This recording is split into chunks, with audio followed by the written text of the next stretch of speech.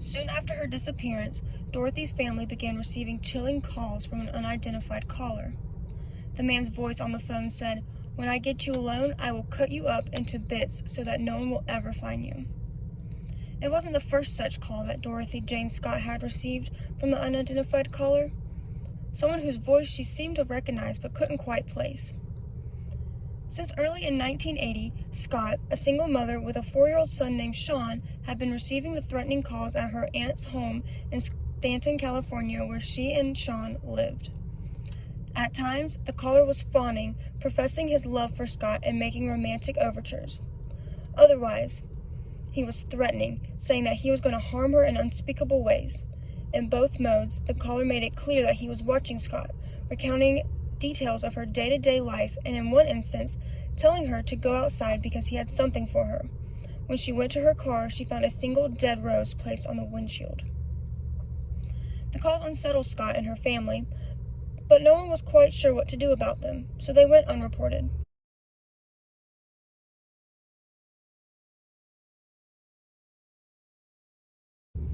Then, on the night of May 28, 1980, Scott dropped her son off with her parents in Anaheim so that she could attend a staff meeting where she worked. During the meeting, she noticed that one of her co-workers, Conrad Bostron, didn't look well. She offered to take him to the hospital. He took her up on her offer, and another co-worker, Pam Head, accompanied them. On the way, Scott stopped at her parents' house to check on her son, and while there, switched the black scarf she had been wearing for a red one. At the hospital, it was determined that Bostron had been bitten by a black widow spider. He was treated while Scott and Head waited around until he was ready to go home. According to Head, Scott never left her side during the evening. When Bostron was released, Scott went out to the hospital parking lot to get her car while Head and Bostron waited to fill a prescription. When Scott didn't return right away, her two co-workers walked out to the parking lot.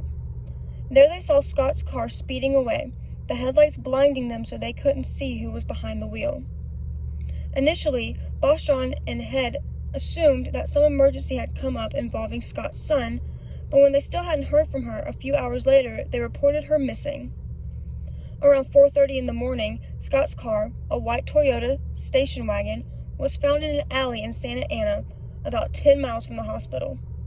The car had been set ablaze, but no one was inside. It was only about a week later that Scott's mother, Vera, received the first call. The voice on the phone asked, "Are you related to Dorothy Scott?" When Vera said that she was, the caller simply added, "I've got her," and then hung up. It was the first such call that Scott's parents received, but it wouldn't be the last.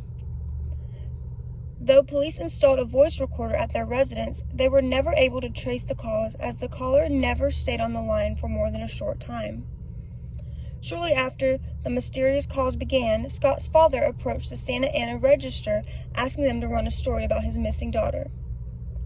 The story ran on June 12, 1980, and that same day, Pat Riley, the paper's editor, received an anonymous call from someone claiming to be Dorothy Scott's killer. "She was my love," the caller said. "I caught her cheating with another man. She denied having someone else. I killed her." The caller provided details that hadn't been included in the newspaper story, such as the color of Scott's scarf and the fact that her co-worker had been treated for a black widow bite that evening. The caller also claimed that Scott had called him that night from the hospital, though Pam Head insisted that Scott had never left her side that evening. As far as anyone in her life was aware, Dorothy Scott had no serious boyfriend at the time of her death. Still, police believe that the man who called the Santa Ana Register was probably her killer. During all this time, Scott was still missing. It was nearly 2 months later, on August 6, 1984, that construction workers would discover charred bones near Santa Ana Canyon Road. The bones included human and dog remains side by side. Authorities believe that they had been there for some time, as a brush fire had swept through the area in 1982 and likely explained the charred condition of the bones. Though no cause of death was able to be established, a turquoise ring and a watch were both found with the remains, and the bones were identified as Scott's through dental records.